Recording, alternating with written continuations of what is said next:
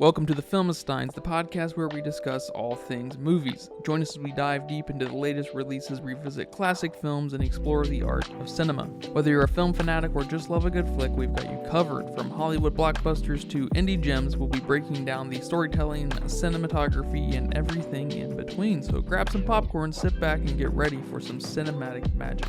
If you like what you hear, please consider subscribing to our Patreon. We offer tiers at the $1, $5, and $20 level. For the $20 tier grants the ability to request films for future episodes.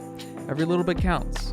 This is the Filmistines, where movies are more than just entertainment, they're an experience. They're an experience. All around you. And welcome back to another episode of the Filmistines, the fastest growing podcast on the planet. Did I tell you? I didn't know that. I'm joined today by my painterly friend, Lucy. Hello, everyone. So how have you been? I've been good, my friend. What have you been watching? What have you been getting into?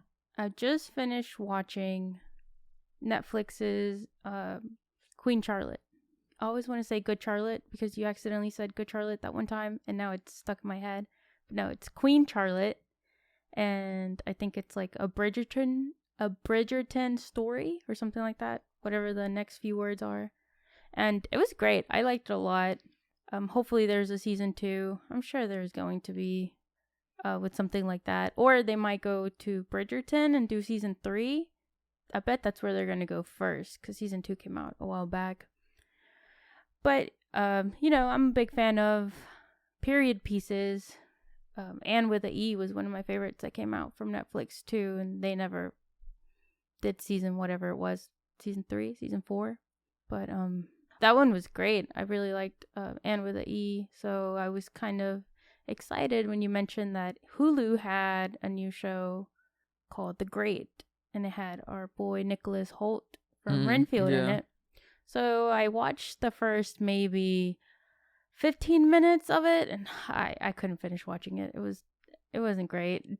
The Great wasn't great. It was very...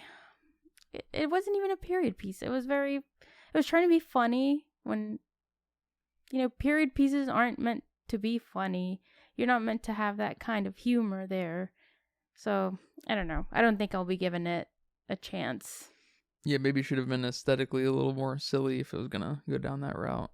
Because it looks very period piece. Yes. When you just look at screenshots. Maybe there's an aesthetic kind of clash there with what they're saying and stuff. Because, yeah, you made it sound like it was pretty cringe. It was pretty cringe. Maybe I can finish the episode and give it my fair review, but I doubt it. Yeah. Well, I watched Shazam, San Andreas with The Rock, and the first episode of Glow. Oh. You watched the first episode of Glow? Yeah. How was that? That's pretty good. It's a pretty good show. Okay. One of the better Netflix shows. That's all I saw was the pilot episode. Decent setup. But Shazam and San Andreas were equally terrible for different reasons. I didn't even finish Shazam, to be honest. Oh man, I mean it didn't look great. The trailer to me, it didn't look great anyway, so I'm not surprised. But thanks for letting me know. Yeah, so. the second Shazam, I should say, the new one that just came out. Yeah. And then the older San Andreas Rock movie. Rock sucks. I'm just gonna say it. Yeah. I know he's like some part of this multi-billion-dollar lawsuit going on right now. Don't know Details. if he actually kidnapped someone or something. Whatever happened, I don't know. Him and several others supposedly. I don't know. It sounds kind of made up, to be honest, because it's a little too elaborate.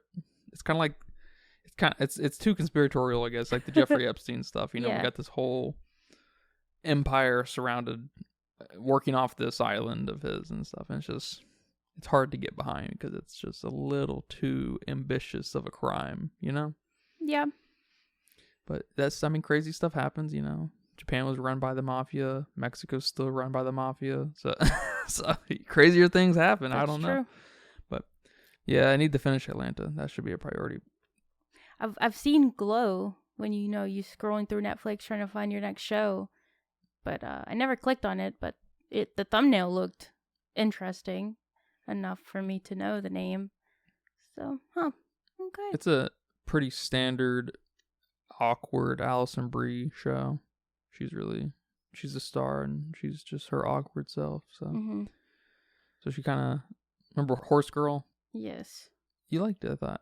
Horse Girl? Oh, Yeah, wait. Horse I Girl. was thinking Girl with the Dragon Tattoo. No. Oh, yeah. Horse Girl. Horse Girl's better than that. Yes. That's her. Okay. Huh. So she's cool. She's a mood. She is a mood. She's a mood. So, but I like it. I liked the first episode. I don't know if I'm gonna watch anymore, but I might watch it. Yeah, I don't know. Because I mean, it's Glow is called the Gorgeous Ladies of Wrestling, so it it taps into my wrestling fascination. So, when she's an actress who can't get an acting job, so is she an actor? I don't know, but she's trying. She's basically. I only saw the first episode, but it looks like she's gonna end up working with these ladies and the director of the wrestling group to try to elevate his plans. I don't know what his deal is. The director because he called on all these ladies to he's casting them and he's trying to figure out what a good roster looks like, and he has no idea what he's doing. So I don't really know anything about him, but he doesn't know what he's doing. And Allison Brie's character watched a bunch of WWF and WCW, so she's kind of up to speed, and so I feel like she's gonna kind of take over in some way. Okay.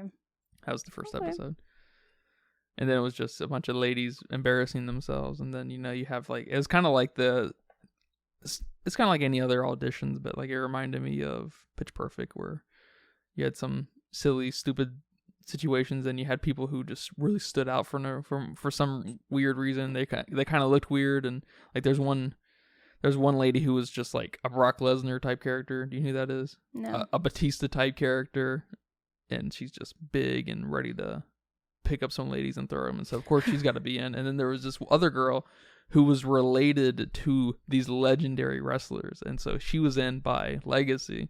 Yeah. And then there was this other girl who was kind of emo gothy, I guess, who just had that look already. She already had a persona, and so of course she was in already too. She was weird, so it's kind of fun like that. And then Allison Brie is the most vanilla one there, and so they're like, "Nah, you're out." They kicked her out immediately, and she was not gonna have it because I guess this is her last. This is it. She's gonna have to get a real job if she doesn't make this. If she doesn't make this, so. It's cute. It's okay. It's hard to really say right now, but I need to get back to Atlanta. Today's topic is something I was looking forward to. Owen Wilson's, not directed, but starred in Paint. Starred as a fake Bob Ross, directed by Britt McAdams. His first feature film directorial debut. He's done a few stand-up directions. I don't even know what kind of direction that really needs other than cinematic kind of camera movement. So how do you translate that into making a feature film? I don't know, but I mean, anyone can make a feature film. I don't know if it's gonna be any good, but this was not very good. So I thought this movie was gonna be a little more serious. I thought this movie was gonna try to tap into what that documentary tapped into just a little bit. I think it was a Netflix documentary about Bob Ross's domestic life. And apparently his life was notoriously private at the time and up until his death. Mm-hmm. So there's not a lot of, public information out there, but there was always that rumor that he was a little bit of a, what we saw in Wilson's character doing, sleeping with his coworkers. However, that... A ladies' man at work, not, yeah. Real crazy, but, ladies' man at work. No evidence to support that. No one knows if that's really true. But the guys who made this movie definitely thought that, or at least thought that would be funny. Mm-hmm. And they ran with it. What if Owen will? Well, I did see this movie was in the works for a while. We're learning it's been in the works for about 13 years. Wow. And Owen Wilson just signed on 3 years ago, so it wasn't just what if Owen Wilson was Bob Ross. That wasn't the shtick from the beginning, which you could have fooled me because. He did do a good job, but it didn't. That was it. He just. What if Owen Wilson was Bob Ross? It didn't go anywhere. It'd been kind of fun if he broke off from that. That was the hook, and then we got a real character out of this, but we didn't get anything, obviously. But I thought it was going to be a little bit more of I thought the turn was going to be a little bit more of a defamatory term, in quotes, kind of defamatory. Him being that ladies' man, maybe having alcohol and drug problems or something, he wasn't even married in this movie like he was in real life. He didn't have kids, the Bob Ross like character and stuff. So it was just, what if Owen Wilson was Bob Ross? But not really, I guess, because he didn't have any qualities of Bob Ross except that he painted the afro and the pillow voice. So it's weird mix of things.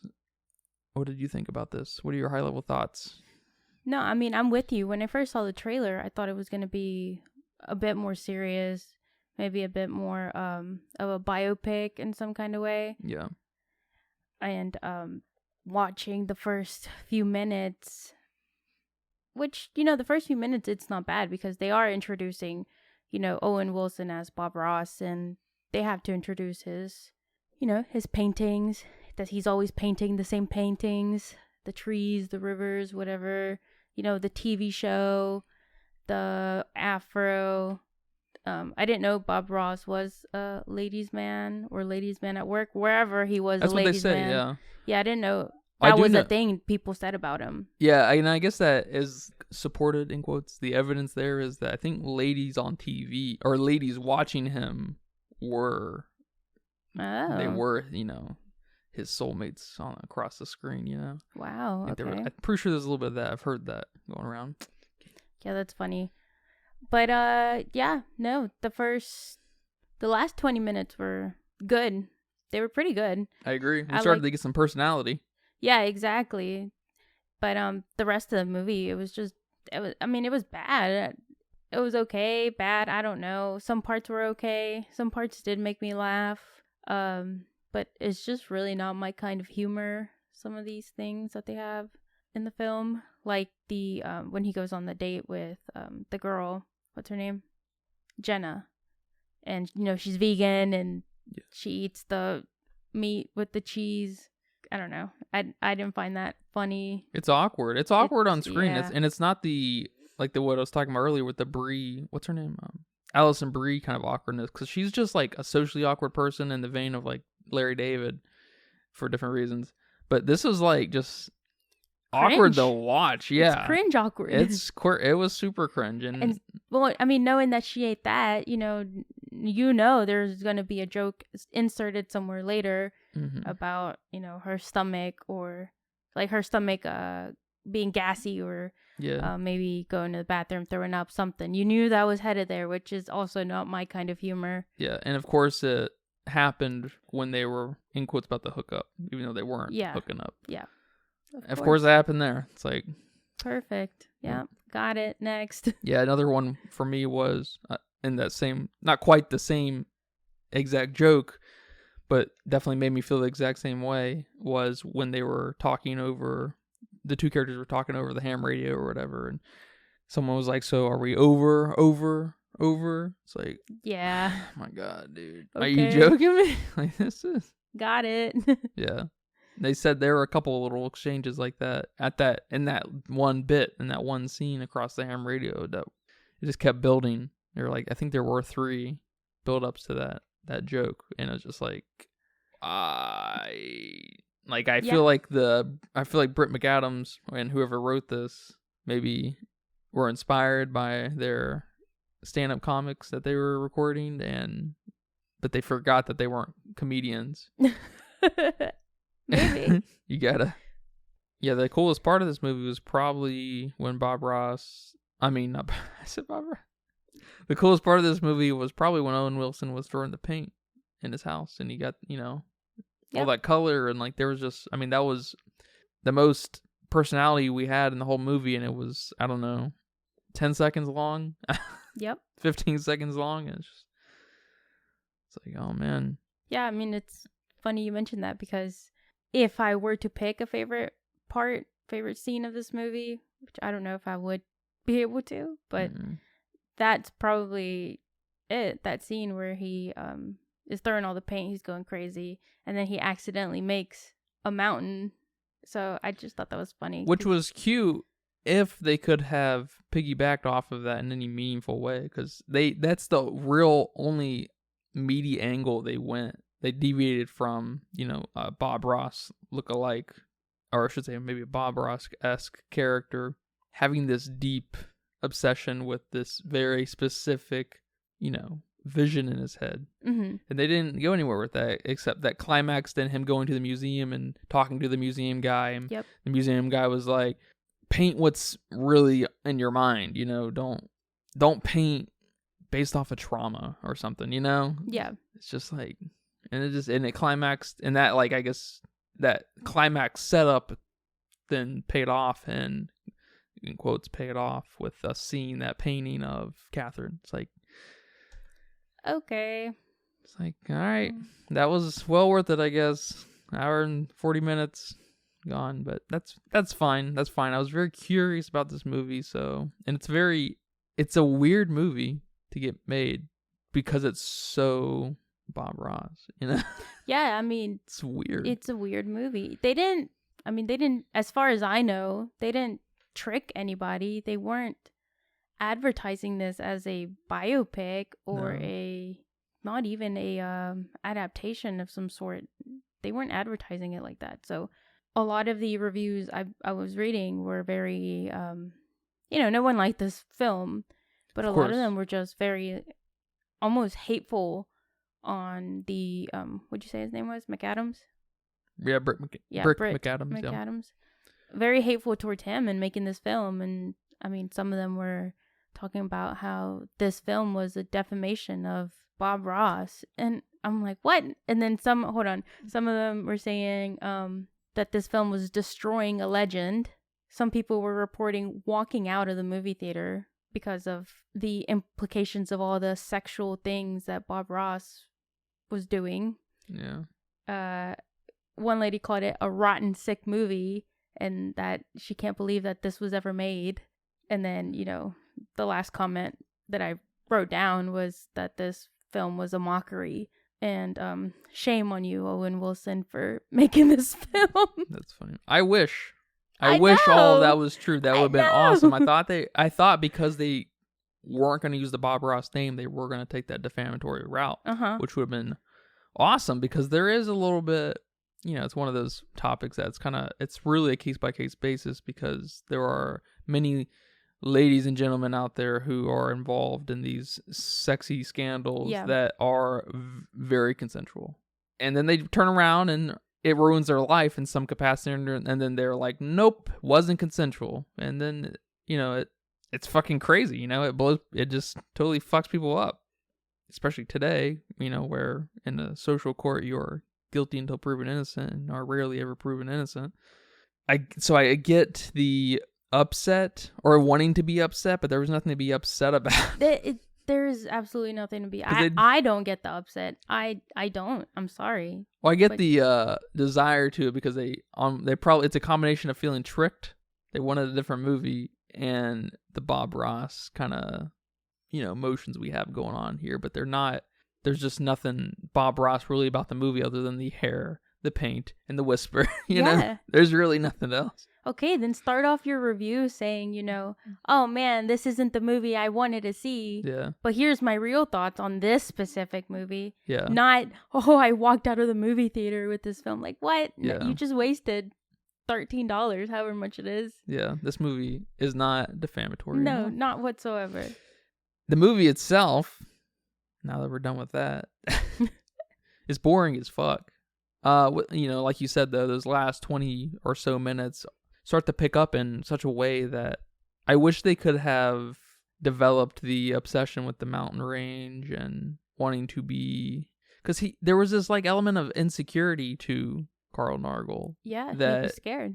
That, is not anywhere to be seen in Bob Ross, and how Bob Ross is perceived. Bob Ross is probably more famous today than he was when he was alive, with the Bob Ross channel on Samsung TV. And yeah, they depicted him as being insecure, and they just didn't, I don't know, they just didn't deliver on anything they set up. Even they slightly set up. They didn't really set up much, because there was, I will say, maybe it's a funny joke. Is this a funny joke? This movie is pretty flat. like Bob Ross's paintings. Boom. Boom. Got him. Is that good? It's okay.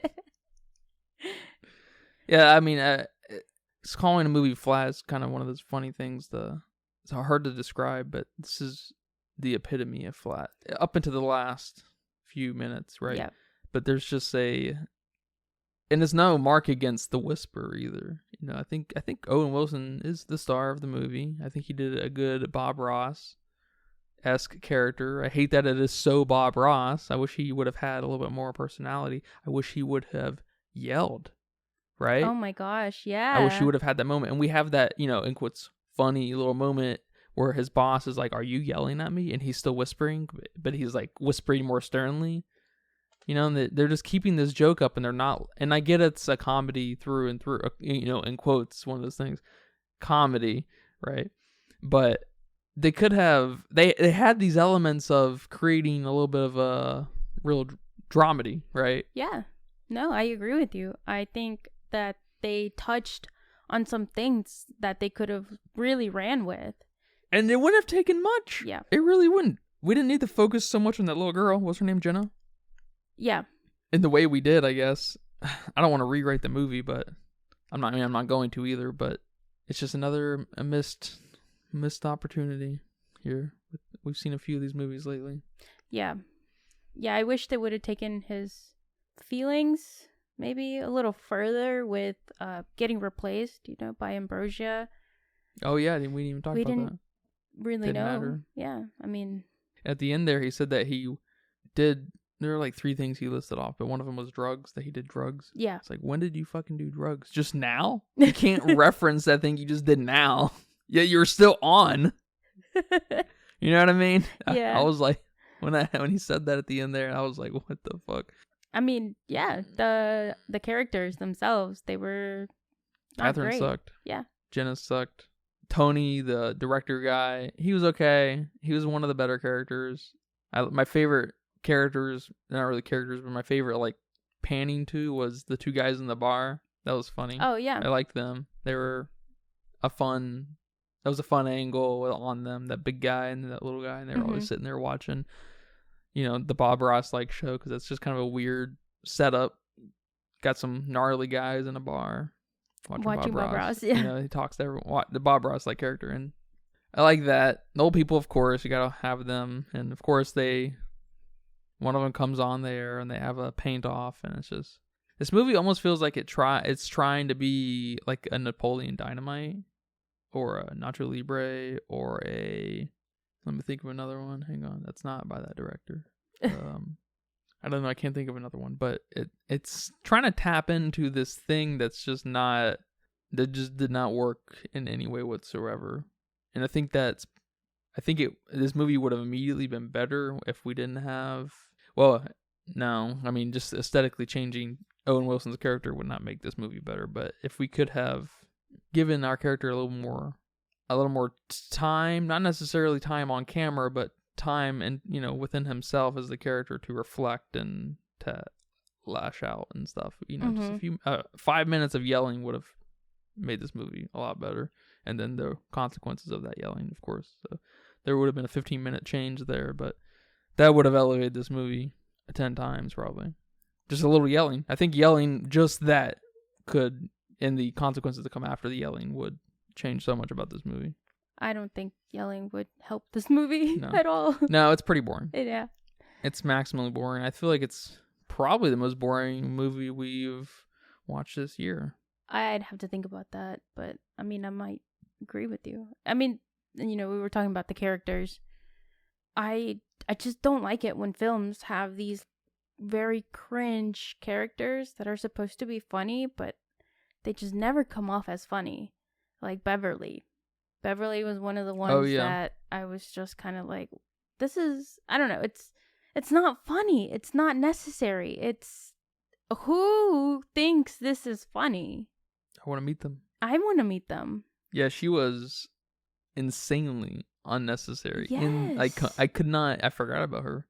Yeah. And then they did that joke twice at the end there, where Catherine, and then Amber's mom was like, we went to high school together, and then she brings Bev home, and Beverly's like, I went to high school with your grandma. It's like, all right. I don't know. I thought that was kind of funny. It's funny, but like, second. it's just, it adds, it's just, that's what we spend time on in this film. Yeah, that's the kind exactly. of thing. I want that to be like the, oh, haha, funny moment behind after everything else was great. Not this. Ambrosia had the potential to probably be the most interesting character, and because she shows up, she completely displaces Owen Wilson's character, and we see the weird, UFO blood thing on the stump, and it's like, it's weird, and we could have, I don't know, had gotten into that, but Ambrosia's gay. That's it. Yep. And she starts doing the same thing that Carl, in quotes, was doing. Yep. I guess he was literally doing that. No quotes. He was doing that. Yeah, they could have gone somewhere with that, because that was cool. Her introduction was cool. This young new artist is gonna take over. She's painting cool shit like UFO fucking bleeding from, onto a tree stump, whatever that was supposed to mean. It was a cool painting, and then that's it. They made her like Catherine. And then I don't know what was going on there in the middle, where she was mad at Catherine, or she was hurt, I guess, and she started painting weird shit, or bad shit, I guess, like the mountains and a rainbow, and I don't know what she was saying about the rainbow not being, like rainbows don't exist. I don't know what she was saying. So I'm like, what are they doing with this character? They had the potential there. And then they made her hook up with Beverly at the end. I'm like, what? No. What is this? Yeah. You ruined. I mean, they made her hook up with Catherine too. Yeah. And like, so they couldn't resist Ambrosia ruining Carl Nargle's life completely. Taking Catherine in his job. It's just like, how? This is like, I don't know. This is like Disney Channel shit. I don't know. Like, this is not storytelling. It's not storytelling. Yeah. Like, there's just nothing, and there's nothing experiential about the film either. Like, it's almost like the writer and director just have no connection to the human condition, I guess, for one, and they also have never experienced conflict in life. I don't know. Yeah, they had this one great idea. Let's make a Bob Ross look-alike. Let's get Owen Wilson to play him. And so we started out with an SNL skit, and and I'm sure they've already done Bob Ross on SNL with someone else, maybe Owen Wilson. And but they're like, oh shit, where do we take this? Yeah. Let's make him a ladies' man. Okay, cool. Now what? Let's bring in a new artist. Okay, all right, cool. Now what?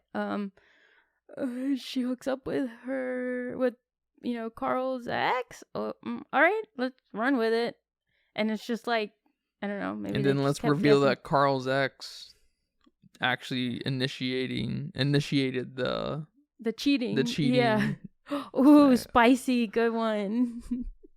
Stupid. Yeah, very stupid. Stupid. This movie is stupid for the wrong reasons. We've been watching a lot of horror movies lately, and they are not afraid to tap into the stupid, and we love them for that. And sometimes, it's and they know it. All the horror guys know it. It's a dangerous, dangerous line to walk. The stupid. Yes. Because you can come off unwatchable. It can come off funny. It can come off genius, right? But maybe this guy should stick to filming stand-up comics. I wonder if this movie made money. It didn't really have any budget numbers online, and it made less than $1 million. So unless it was just a passion project for everyone, yeah, they're probably in the red. Is that the route? Red and black, I think. Yeah. I think. They're in the red. The guys who made this movie. Do you have any final thoughts on this movie? I did like the end where they faked his death. Or they didn't intentionally fake his death, which I kind of like that. Yeah. That it was just that bag of hair he took back from the barbershop. and they found him. They're like, he's dead. And then, they play on this whole artists get famous after they die, which okay. It was okay, but compared to the rest of the film, it stood out a bit. And it stood out because it played into, what the meat of Carl Nargle is, his insecurity of wanting to be actually famous and remembered. He doesn't care about the show like they want you to believe. Like the show wants you to believe. Like the show and the movie wants at the beginning wants you to believe. He cares about being remembered, specifically in Vermont too, which is really nice and humble, really, that he just wants to be remembered in this specific museum because he loves it so much or whatever. Did he say why? I think he's just, and no, it's fun that it's so small-minded in that way too. I like that.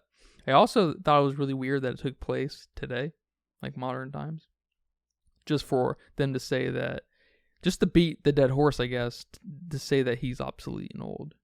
But that also didn't really go anywhere other than into the joke where I think Jenna said, "My Uber's here." That's where that climaxed, I think, it happening in modern times. Mm-hmm. And he's like, "I don't know what that is." Okay. All right, we set that up from the first second this show popped up.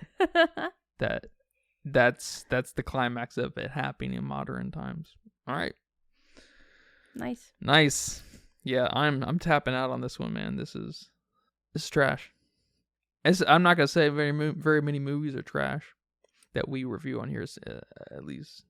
But I was very curious about this movie. Unlike what I was talking about with San Andreas and the second Shazam, which are both trash that we will not be covering unless someone pays us, of course. At $20 a month on our Patreon at patreon.com/filmistines. This movie's terrible. Terrible.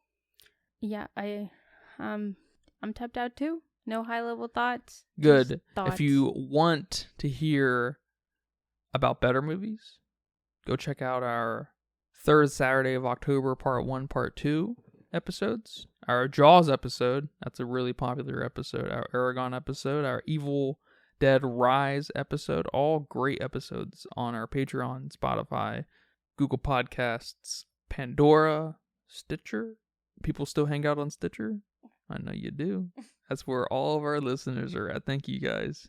What's your favorite episode we've done recently? My favorite episode, I think it'd probably have to be the Dungeons and Dragons episode. That's a great one.